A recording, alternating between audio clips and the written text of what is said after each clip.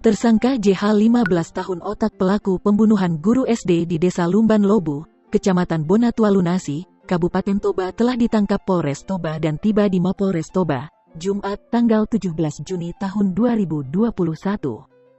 Kasat Reskrim Polres Toba AKP Nelson Sipahutar yang ikut serta menggiring tersangka menyampaikan bahwa pihaknya menangkap tersangka pada Kamis, tanggal 16 Juni tahun 2021, di Bukit Tinggi, Sumatera Barat. Ini otak pelaku pembunuhan baru kita tangkap kemarin di Sumatera Barat di Bukit Tinggi, ujar AKP Nelson Sipahutar pada Jumat, tanggal 18 Juni tahun 2021, saat tersangka tiba di Mapolres Toba.